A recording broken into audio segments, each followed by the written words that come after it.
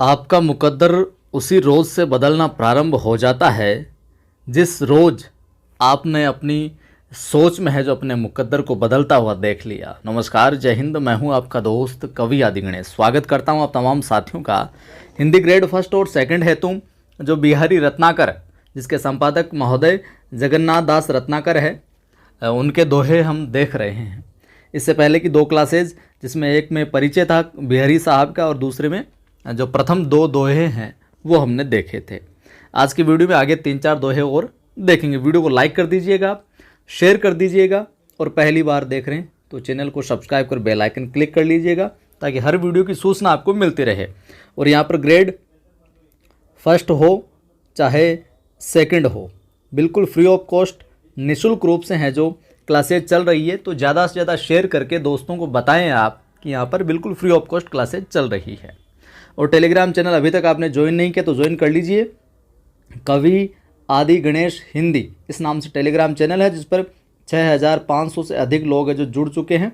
वहाँ पर मैं सवाल वगैरह, सूचना वगैरह डालता रहता हूँ। और ये सभी क्लासेज देखिए, ये दोनों हेतु हैं।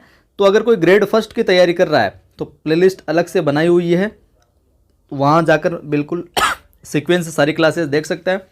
कोई केवल ग्रेड सेकंड की तैयारी कर रहा है तो ग्रेड सेकंड की भी प्लेलिस्ट बनाई हुई है, अलग से आप जाकर देख सकते हैं सारी चीज़ें।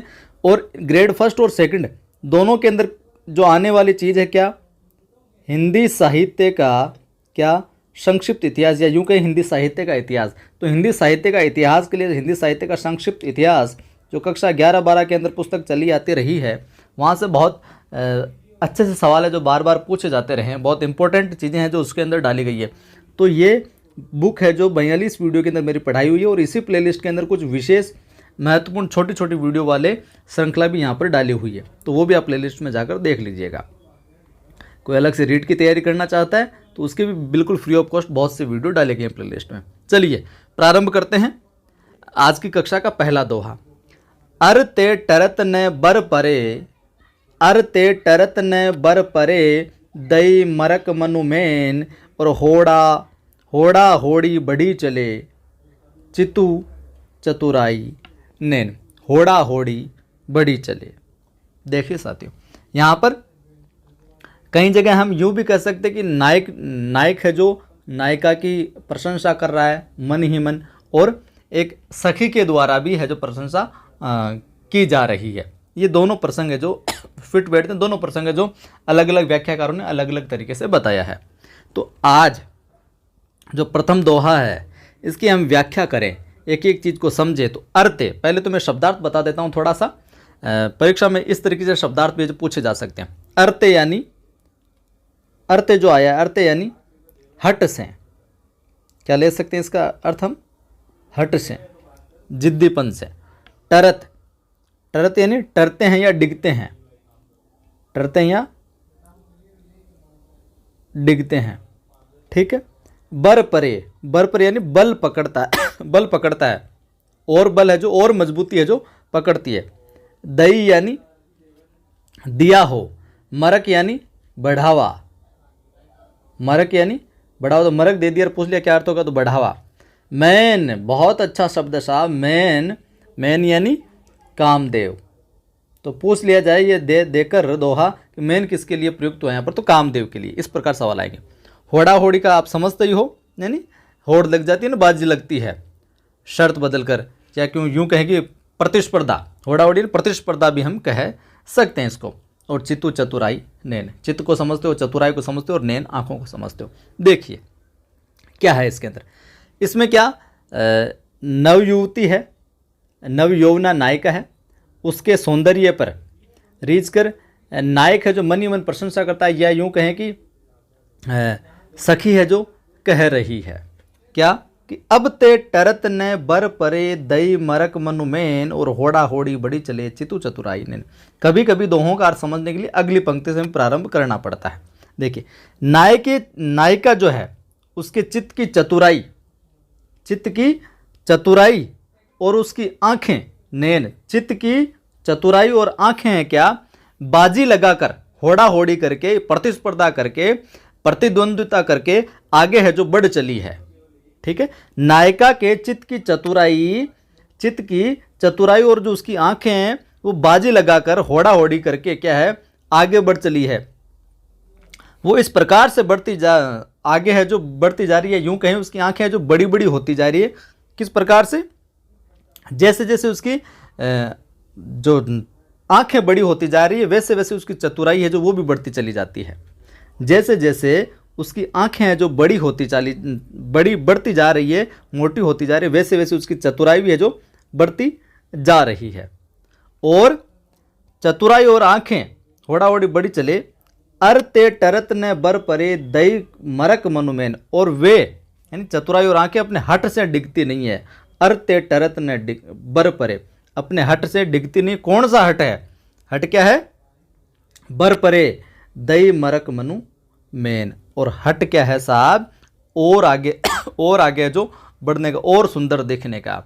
तो मानो दई मरक मनु मेन, मानो कामदेव ने उन्हें क्या है द्वंद्विता के लिए, प्रतिस्पर्धा के लिए चैलेंज दे दिया हो, बढ़ा दिया हो, ललकार दिया हो।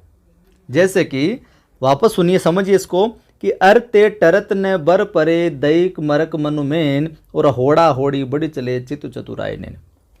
कि उस नायिका की चित्त की चतुराई और उसकी जो आंखें हैं वो है जो बाजी लगाकर बढ़ चली है, प्रतिस्पर्धा करते हुए बढ़ चली है। किस प्रकार? जैसे जैसे आंखें उसकी बड़ी बड़ी होती जा रही है, आंखें जैसी आंखों मोटी मोटी आंखें जैसे होती जा रही है, उसकी सुंदरता जो बढ़ती जा रही है, उसी प्रकार उसकी चतुराई भी है जो बढ़ती जा रही है। और उसकी चतुराई और आंखें अपने हट से, अर्थ यानी हट से, टरत ने डिगती नहीं है। क्यों नहीं डिगती है? बर परे दई मरक मनुमेन, मानो कि कामदेव ने उनको ललकार दिया है। इस वजह से वो है जो बाजी लगा दी है उसने कि अब तो मुझे और सुंदर दिखना है, और है जो चतुराई आनी चाहिए मेरे अंदर। तो कामदेव ने जैसे कि उनको ललकार दिया हो, कामदेव ने प्रतिस्पर्धा के लिए चैलेंज है जो किया हो। दई मरक मनुमेन। आगे बात समझ में? चलिए अगला दोहा है हमें जो यहाँ पर देखते हैं। अगर समझ में आ रहा है तो कमेंट करके बताइएगा और लाइक शेयर भी कीजिएगा। और पहली बार देखो सब्सक्राइब कर लेना चैनल को। ओरे ओप कनि नीकनु गनी घनी सिरताज, और मनी धनी के नेह की बनी छनी पटलाज। समझने का प्रयास कीजिएगा। ये थोड़ी इसी प्रकार से हैं दोहे कि ओरे ओप कनि नीकनु गनी घनी सिरताज, और मनी धनी के नेह की बनी छनी पटलाज। पहले मैं आपको शब्दों का अर्थ बता देता हूँ थोड़ा सा। ओप, अगर ओप का आपको पूछ ले कि ओप का अर्थ बताओ हो साहब, तो ओप का अर्थ हो जाएगा साहब कांति, चमक। ओप का मतलब कांति, कि बहुत ओपरी है, आ तो बहुत पुट लाग रही है। ओपरी मतलब कांति, चमक कह सकते हैं। कनि नीकनु, ये पूछा जा सकता है, बहुत अच्छा सवाल बन जाएगा यहाँ पर। कनि नीकनु का अर्थ पूछा जा सकता है ये दोहा देकर। तो कनि नीकनु यानी आँखों की पुतलियाँ, लिख लीजिए साहब। कनि नीकनु यानी आँखों की पुतलियाँ। मैं मेरी तरफ से प्रयास कर रहा हूँ कि आपको बहुत सरलता के साथ है जो इनका अर्थ है जो समझा पाऊँ, इनका भावार्थ है जो समझा पाऊँ। आप कितना समझते हैं? क्योंकि पहली बार कोई देख रहा होगा, पहली बार कोई पढ़ रहा होगा, तो इसी प्रकार के दोहे हैं ये प्राचीन समय में लिखे हुए इन रचनाकारों के द्वारा। तो थोड़ा सा तो हमें क्लिष्ट लग सकता है, लेकिन फिर भी मैं आसानी से आपको समझाने का प्रयास कर रहा हूँ। आँखों की पुतलियाँ, कनि नीकनु यानी आँखों की पुतलियाँ। गनी, गनी का अर्थ ले सकते हैं यहाँ पर क्या? गिनी है या मानी है। घनी, घनी यानी सब में, सबों में या सभी में या बहुतेरों में, बहुत से लोगों में, ठीक है। सिरताज, सरताज होता है आपको पता है, सर का ताज, बिल्कुल मुकुट कह सकते हैं। मनी, मनी यानी मणि, ठीक है। या यूं कहें इसका अर्थ ले सकते हैं तेजस्विता, चमक और तेजस्वी। आगे हम देखें नेह की मनी धनी, आप क्या ना वो तो भी कोई धनी है, धनी यानी मोटियार, या यूं कहें प्रीतम या नायक। धनी का अर्थ आप ऐसे लिख सकते हो प्रीतम या फिर नायक भी ले सकते हो, ठीक है। तो वो तो भी को धनी है, अपने मारवाड़ में कहो ना वो भी को मोटियार, भी को धनी है। पट, पट यानी वस्त्र, आप जानते हो। छन यानी छनकर। अब देखिए इसका अर्थ। ओरे ओप कनि नीकनु गनी घनी सिरताज, गनी घनी सिरताज, और मनी धनी के नेह की बनी छनी पटलाज। इस दोहे में जो मुग्धा नायिका है, नायिका की जो आंखों की पुतलियां हैं, जो यौवन का आगमन हुआ उसके अंदर एक अलग सी चमक है। और जो सखी है वो नायिका के उत्साह बढ़ाने के लिए उसकी प्रशंसा करती हुई क्या कहती है। एक सखी है जो उसके नायिका की प्रशंसा करते हुए कहती है, या नायक अपने मन ही मन में प्रशंसा करता हुआ कहता है। ये दोनों चीज़ें हैं जो देखने को मिलती है। तो सखी है जो प्रशंसा करती हुई क्या कहती है कि ओरे ओप कननी कनु गनी घनी सिरताज और मनी धनी के नेह की बनी छनी पटलाज। कि तुम्हारी आंखों की, सखी क्या कहती है कि यार तुम्हारी आंखों की पुतलियों में आज कुछ अलग ही चमक दिखाई दे रही, मज़ा आ गया, क्या चमक रही, क्या कांति है तुम्हारी आंखों के अंदर। तुम्हारी ओरे ओप, क्या तो ज़बरदस्त ओप रही है तुम्हारी यहाँ की आंखों की पुतलियाँ हैं, उनमें अलग ही चमक है। आज तो कुछ और ही चक्कर लग रहा है, और ही कोई बात लग रही है। और गनी गनी घनी सिरताज, इसलिए तो मैंने ये सबों में सिरताज माना है कि तुम्हारी आंखों में आज कुछ अलग ही चमक लग रही है, कुछ विशेष बात है। और गनी घनी, मैंने तुम्हारी आंखों की पुतलियों की जो गिनती की है ना, वो सबों में क्या सिरताज की है कि सबसे बेस्ट है ये साहब, सिरताज है सबों में, सभी में, बहुत से लोगों के अंदर भी है जो सिरताज है। यानी कि कहते हैं ना अपन, बेस्ट है, बिल्कुल सबसे ऊपर, सुपरलेटिव डिग्री में कह सकते हैं इसको कि गनी घनी सिरताज की सब लोगों में जो सिरताज माना, बेस्ट माना। और मनी धनी के नेह की बनी छनी पटलाज, और लाज रूपी वस्त्र से छनकर, लाज रूपी इसको पंक्ति समझने का प्रयास कीजिएगा। मनी धनी के नेह की बनी छनी पटलाज, कि लाज रूपी जो वस्त्र होता है ना, उससे छनकर जो धनी है, धनी यानी जो प्रियतम है नायक है, उसके नेह की मणि बनी हुई है। ये तो कि नेह की क्या बनी हुई है, मणि बनी हुई है। कौन? आंखों की पुतलियां। यानी हालांकि ये लज्जा से ढकी हुई है, नेह की बनी छनी पटलाज लज्जा से ढकी हुई है, छनी पट लाज से ढकी हुई है, तो भी इनसे नायक का प्रेम जो है, ये कपड़े से ढकी हुई है, या मतलब आप क्या होंगे घूंघ टोका डेढ़ी है, तो फिर भी मणि की आभा के समान है जो प्रकट हो रही है। यानी कि जो ये आंखों की पुतलियां है, घूंघट करने के बाद में भी, पट से वस्त्रों से ढकी हुई होने के बाद में भी अंदर से इस प्रकार से मणि के समान है जो चमक रही है, आभा युक्त है जो हो रही है, जैसे कि छनकर है जो इनकी आभा है जो प्रकट है जो हो रही है। मणि धनी के नेह की, इनमें क्या है, धनी का नेह है, उससे जो बनी हुई है ये, और ये इसमें यहाँ से जो नेह है जो आभा है जो प्रकट हो रही है। आगे बात समझ में, या यूं कहें, हम यूं भी अर्थ ले सकते हैं इसका कि सभी जो और औरतें हैं, पत्नियां हैं, उन सभी औरतों के अंदर है जो तुम्हारी आंखों की जो ये पुतलियां हैं, ये बहुत ज़बरदस्त दिखाई दे रही है, उनमें कुछ विशेष है जो चमक है साहब। तो नायिका की जो पुतली रूपी मणि है, नायिका की जो पुतली है उनको क्या कहा गया, मणि। तो लज्जा के आवरण से क्या और अधिक जो सुंदर हो गई है, यूँ कहिए आप। जैसे कि नायक अन्य जो पत्नियां, सहपत्नियों की अपेक्षा क्या नायिका को ही अपनी श्रेष्ठतम पत्नी जो समझता है, सिरताज है जो समझता है। उम्मीद करता हूँ आपको समझ में आ गया होगा ये भी। चलिए अगले दोहे की ओर है जो हम बढ़ते हैं कि सनी कजल चख झक लगन उपजो सुदिन सनेहू, और क्यों न नृपति वे भोग वे लही सुदेशु सब देहु। ठीक है, अब देखिए यहाँ पर साहब, पहले शब्दों का अर्थ देख लेते हैं थोड़ा सा। सनी कहते हैं शनैश्चर, सनी यानी शनैश्चर। चख यानी चक्षु, यानी उसके लिए आँख के लिए। तो चख आपको पूछ ले यहाँ पर तो क्या हो जाएगा, आँख के लिए आया है। झक साहब होता है मीन। झक किसको कहा जाता है, मीन को कहा जाता है। सुदिन यानी शुभ घड़ी, सुदिन का क्या हो जाएगा, शुभ दिन या फिर शुभ घड़ी है जो यहाँ पर उचित शब्द है जो प्रयोग में ले सकते हैं। और सुदेश यानी साहब हो जाएगा आपके क्या, सुंदर देश।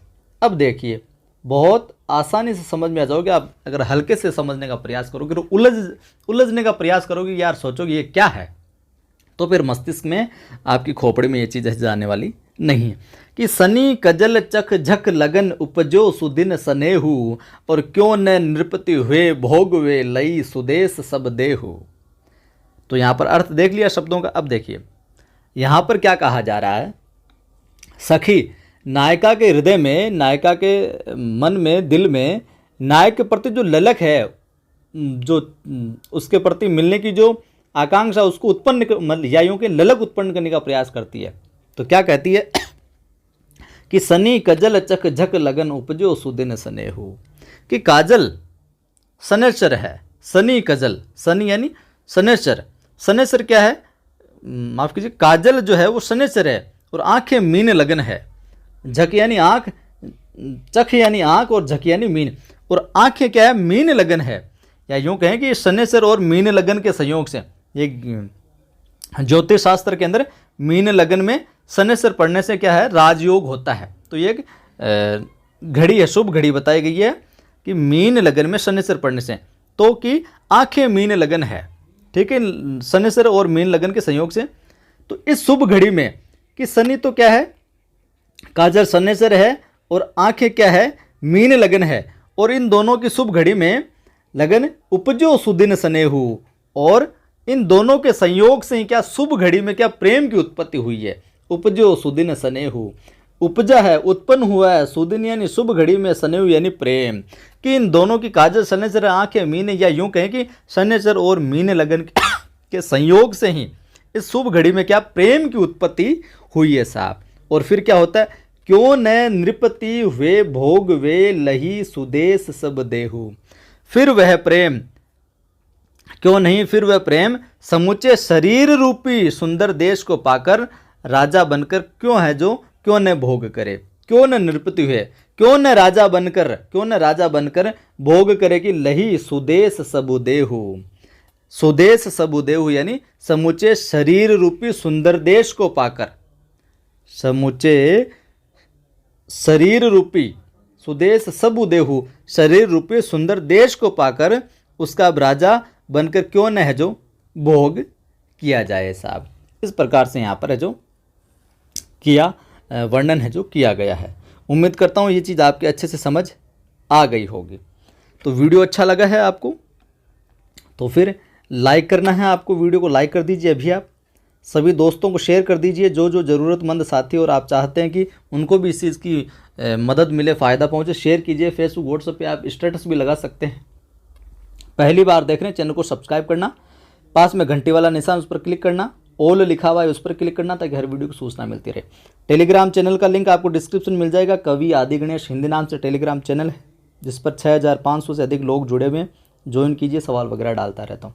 साथ ही साथ आप पढ़ाई को लेकर अगर डिमोटिवेट रहते हैं, निराशा से घिरे रहते हैं, अवसाद में रहते हैं, किस प्रकार पढ़ूँ, क्या करूँ, कैसे तैयारी करूँ, तो मेरा एक दूसरा यूट्यूब चैनल है, नाम है आदि की आवाज़। दूसरे यूट्यूब चैनल का क्या नाम है, आदि की आवाज़ नाम से दूसरा यूट्यूब चैनल, जिस पर मैं मोटिवेशनल वीडियो डालता हूँ, वो भी पढ़ाई से संबंधित। तो वहाँ पर भी जाकर आप देख सकते हैं, अपने आप को ऊर्जा युक्त है जो बना सकते हैं। जय हिंद, फिर मिलता हूँ।